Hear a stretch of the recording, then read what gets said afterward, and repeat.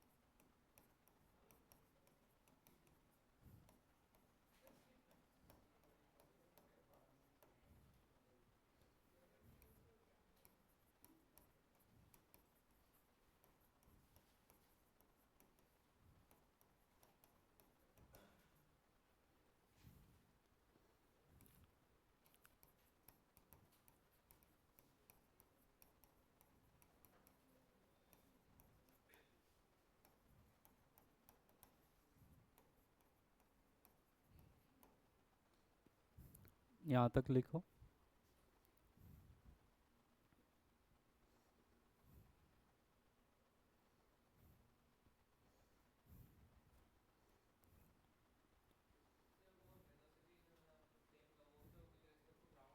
हाँ, वो with respect to ground है।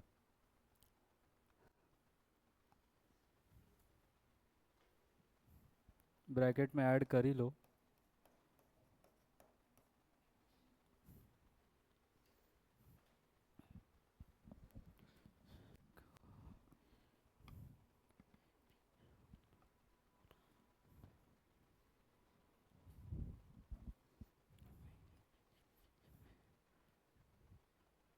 1D में भी टाइप 2 करवाया होगा। रस्सी के ऊपर बलून था, मंकी वंकी चल रहा था, वो सब वाला।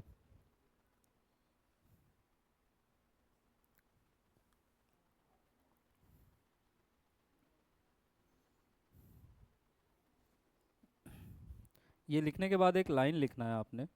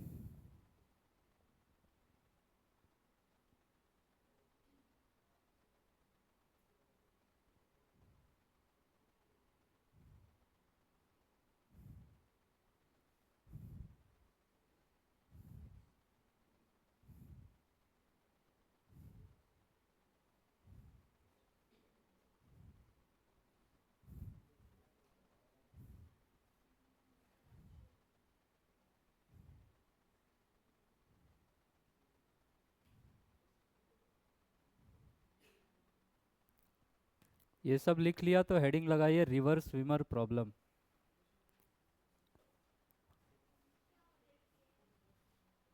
पिज्ज़ा अलग अलग टाइप का, जो जो मेरे को अच्छा लगा नाम मैंने सब कर दिया।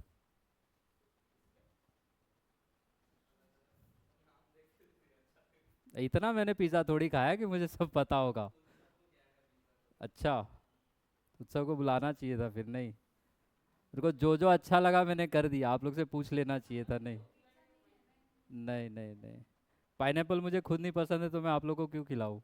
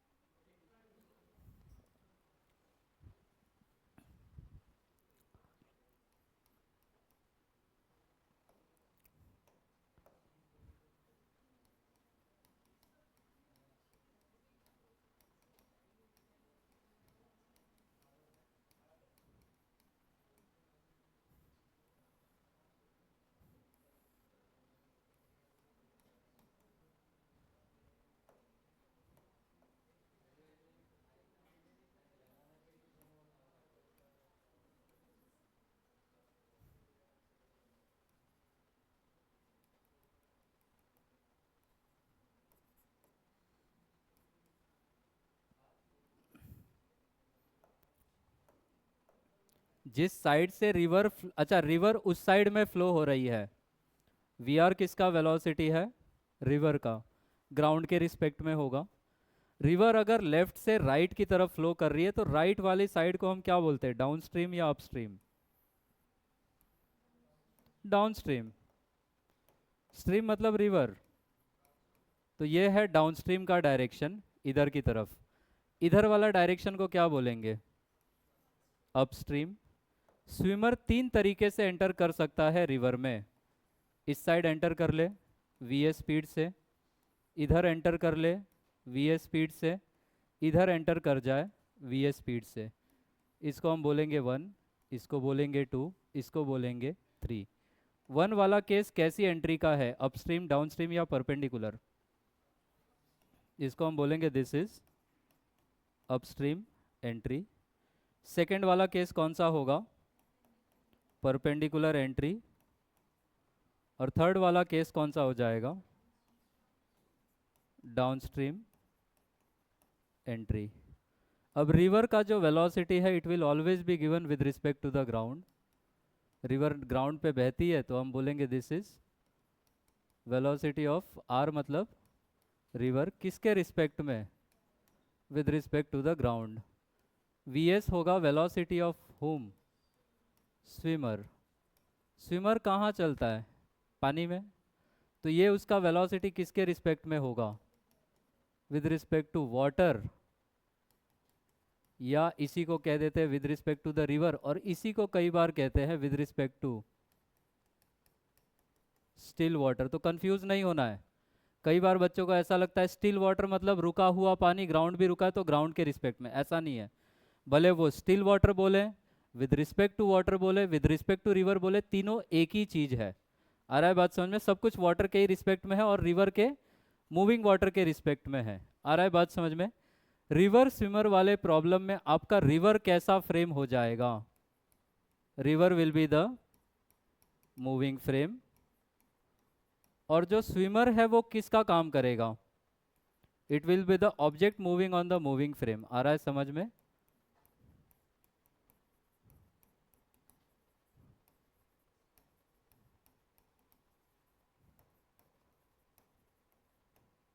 तो हम फ्रेम की वेलो स्विमर की वेलोसिटी में किसको वेक्टोरियली ऐड करेंगे? रिवर की वेलोसिटी को। आ रहा है समझ में? इसको जरा बनाओ।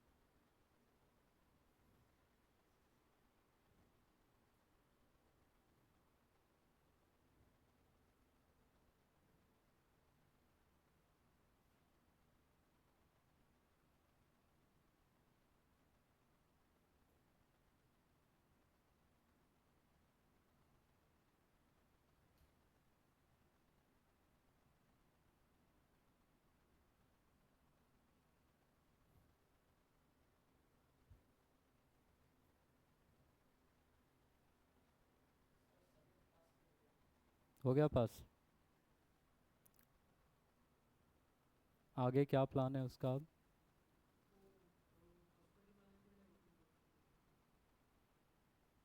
सही है।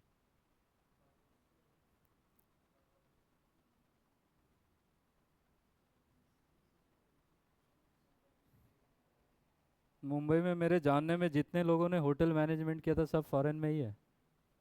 इधर इंजीनियरिंग करके नहीं जा पा रहा हूँ।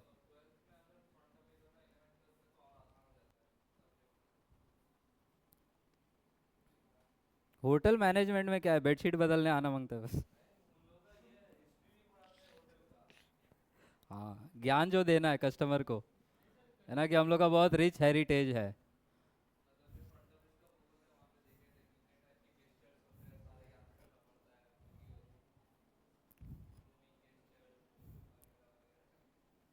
अमीरों को यही सब चाहिए, यही सब ढोंग मांगता है उन लोग को।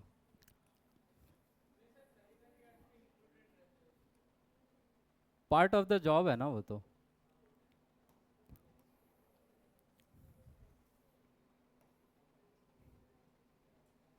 इंडिया में मेडिसिन इंजीनियरिंग के आगे देख ही नहीं पाता है लोग, तो क्या बोलोगे आप? है ना, दो ही ऑप्शन दिया जाता है, डॉक्टर या इंजीनियर। ये एक्सट्रीम्स है, बीच में कुछ नहीं है। हम्म। वो इसके बाद भी आ जाता है।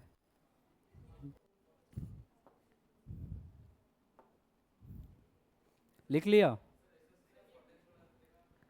हाँ, एसएससी का क्या?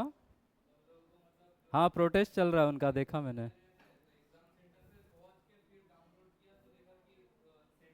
सेंटर अलग है। आज ही सुबह मैंने उसका न्यूज़ देखा। चलो आगे।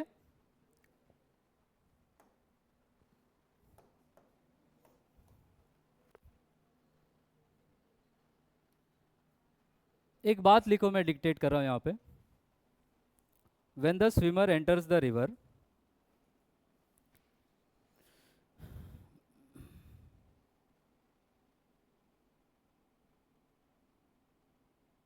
when the swimmer enters the river,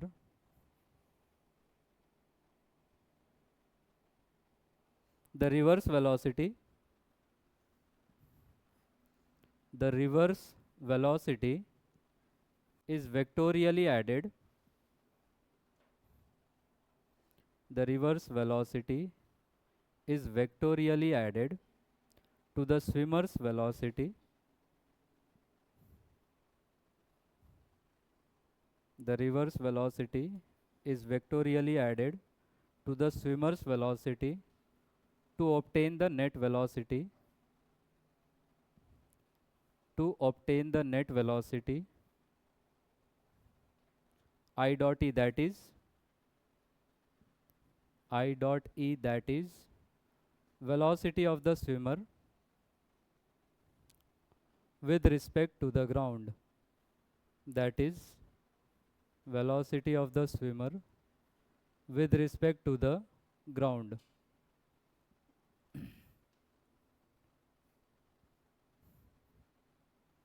second point लिखिए इसमें, the component of net velocity, the component of net velocity perpendicular to river flow, the component of net velocity perpendicular to river flow is called the crossing velocity. The component of net velocity perpendicular to the river flow is called crossing velocity, bracket में लिख लो crossing speed, bracket में लिख लीजिए crossing speed. Second point, उसका अगला point, the component of net velocity, the component of net velocity parallel to river flow,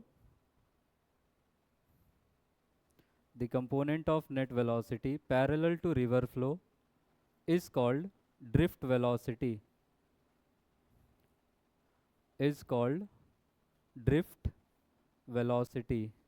bracket में लिख लीजिए drift speed.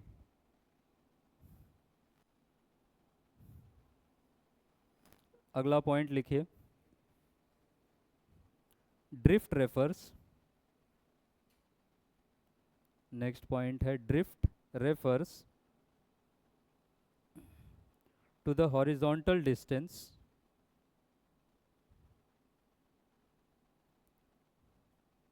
drift refers to the horizontal distance the swimmer is carried,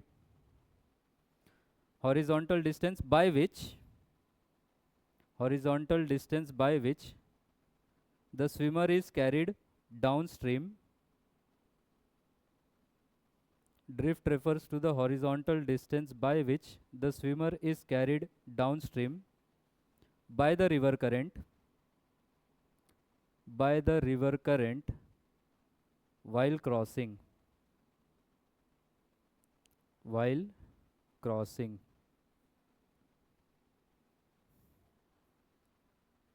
एक point और लिख लो, the direction of net velocity vector, the direction of net velocity vector gives the direction of net velocity vector gives the direction along which the swimmer moves with respect to the ground. The direction of net velocity gives the direction along which the swimmer moves, क्या बोला था उसके बाद, with respect to the ground. Last point लिख लो, the magnitude of net velocity, the magnitude of net velocity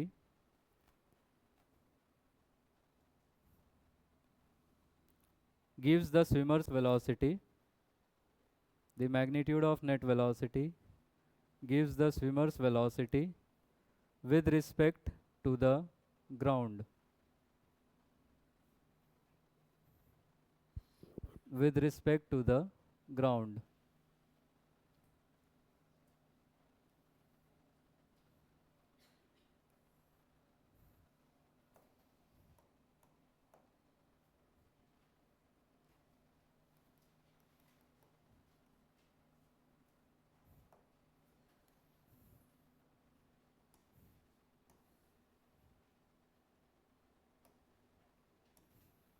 page को 3 parts में बांट लेना, मैं तीनों पैरेलली करवाऊंगा।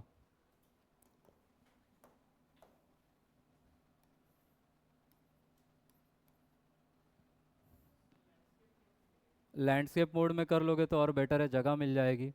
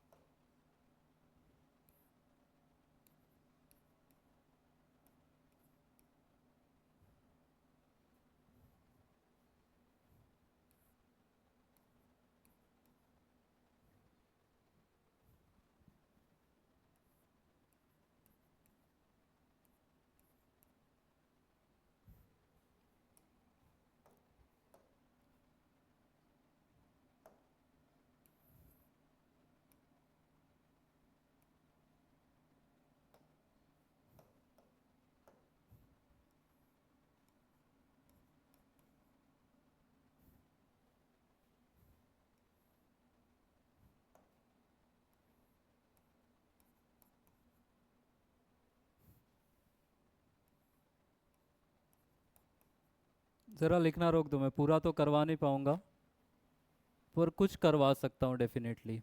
यहाँ ध्यान दो, लिखना मत प्लीज़, समझ लो पहले। बहुत इजी है चीज़ें। स्विमर की वेलोसिटी का ये कंपोनेंट कितना हो जाएगा? V S cos theta. और एक कंपोनेंट किधर आएगा, लेफ्ट या राइट? ये कितना आ जाएगा? V S sine theta. अब ये नेट वेलोसिटी को आपने तोड़ दिया, आपके पास तीन वेलोसिटीज है। रिवर फ्लो के परपेंडिकुलर कौन सा वेलोसिटी है? V S cos theta. तो ये वी एस कॉस थीटा कौन सा वेलोसिटी हो जाएगा? Crossing velocity. आ रहा है बात समझ में? और राइट की डायरेक्शन में नेट वेलोसिटी कितना है? V r minus v S sine theta. ये कौन सी वेलोसिटी हो जाएगी? Drift velocity. आ रहा है समझ में? ठीक है। इसमें रिवर फ्लो के परपेंडिकुलर कौन सा वेलोसिटी है? V S. तो वो वी एस कौन सा वेलोसिटी है? Crossing velocity. ड्रिफ्ट वेलोसिटी कितना है? सिर्फ वी आर। आया समझ में? इसमें वी एस के कंपोनेंट करवाइए। ऊपर कंपोनेंट कितना आएगा? V S cos theta. और दूसरा कंपोनेंट किधर आएगा? V S sine theta. तो इसमें क्रॉसिंग वेलोसिटी कितना है? जो भी वेलोसिटी रिवर फ्लो के परपेंडिकुलर है वो किसका काम करेगा? Crossing velocity. अब रिवर के अलोंग क्या दो वेलोसिटीज हैं, तो अब ड्रिफ्ट वेलोसिटी कितना हो जाएगा? V S sine theta plus V R. आ रहा है समझ में? तो इसमें क्रॉसिंग वेलोसिटी कितना? V S cos theta. Drift velocity कितना? इसमें क्रॉसिंग वेलोसिटी, ड्रिफ्ट वेलोसिटी, उसमें क्रॉसिंग वेलोसिटी और ड्रिफ्ट वेलोसिटी। आया समझ में? इसको भी ज़रा बना लो तो फिर मैं नेक्स्ट स्लाइड में सारे रिजल्ट्स लिख दूं।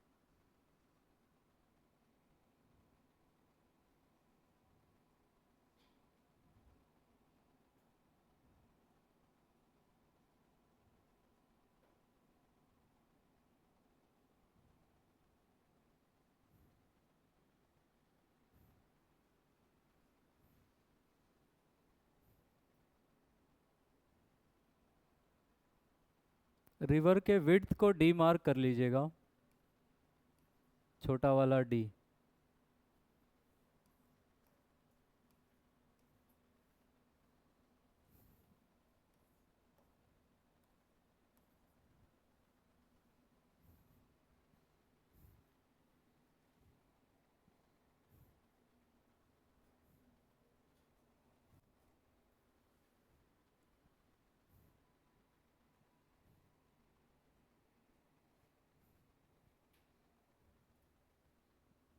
चलो आगे।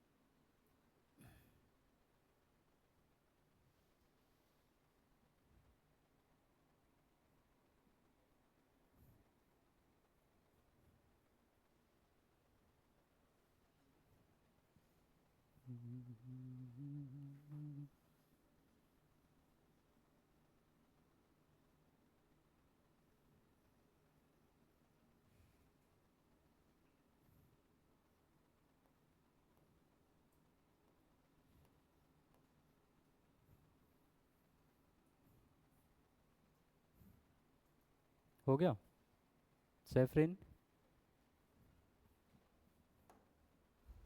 अब आप मुझे बताइए फर्स्ट केस में क्रॉसिंग वेलोसिटी वी क्रॉस कितना है?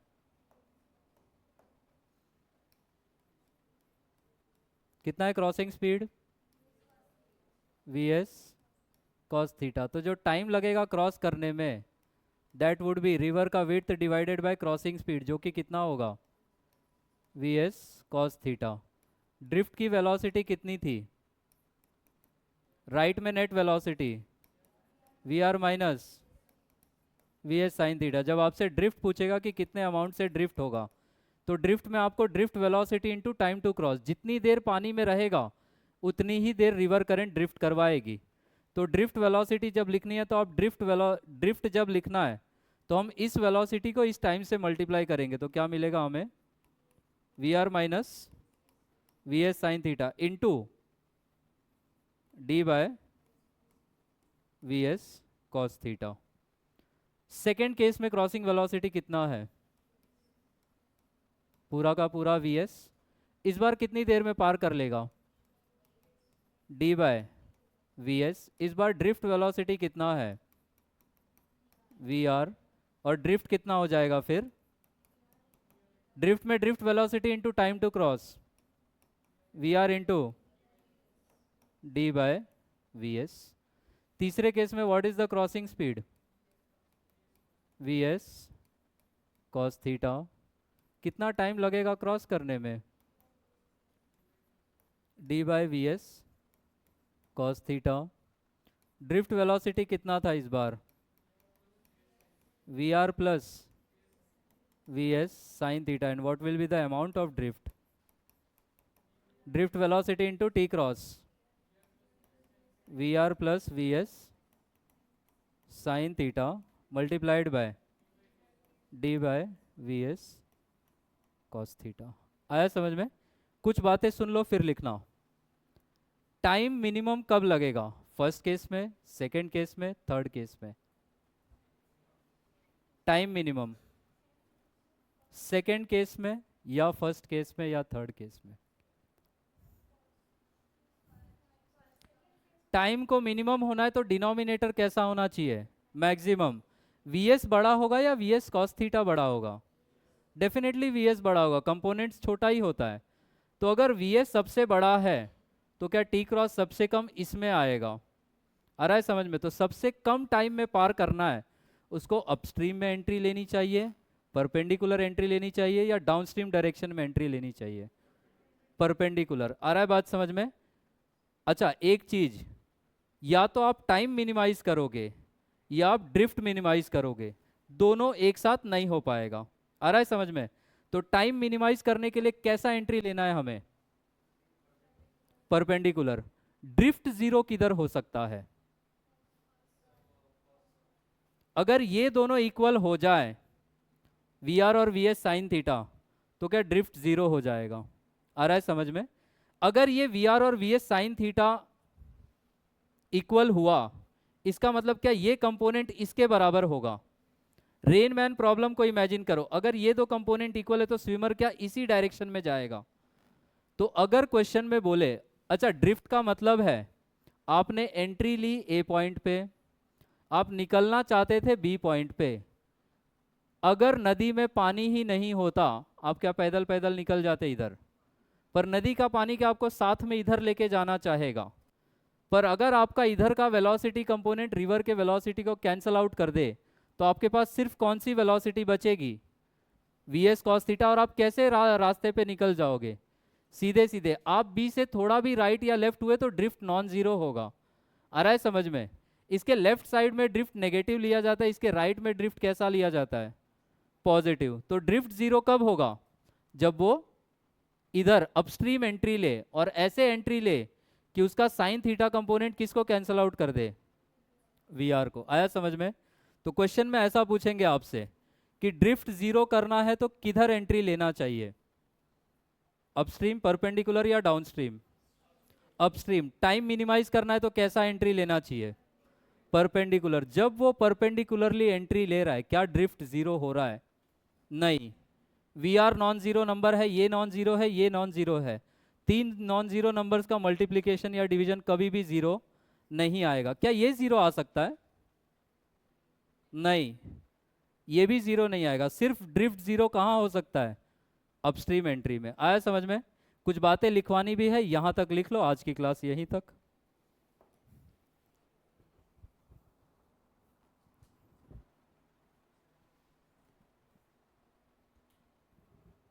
इस टेबल को विजुअली याद कर जाना। रिवर्स स्विमर में इसके बाहर से कुछ नहीं पूछेंगे। एक केस है जो जेई मेंस में भी पूछ ले, ड्रिफ्ट मिनिमम कब होता है, जीरो नहीं, मिनिमम। उसका भी आपको कॉन्सेप्ट लिखवा देंगे, एक क्वेश्चन भी करवा देंगे, and then we shall be done with this.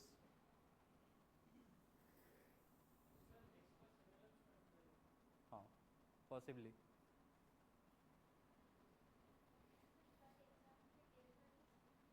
हाँ,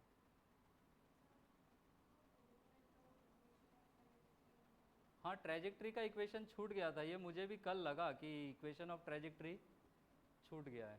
ये ख़त्म हो जाएगा ना नेक्स्ट क्लास में, तो मुझे याद दिलाना, ठीक है? इसलिए मैं पेपर बना रहा था तो ट्रेजेक्ट्री की इक्वेशन का क्वेश्चन नहीं दिया, क्योंकि मुझे सडनली रियलाइज़ हुआ कि वो पार्ट छूट गया है। नेक्स्ट क्लास में याद दिलाना अत्रिजा। उसके एक दो क्वेश्चंस भी करवाने अच्छे वाले।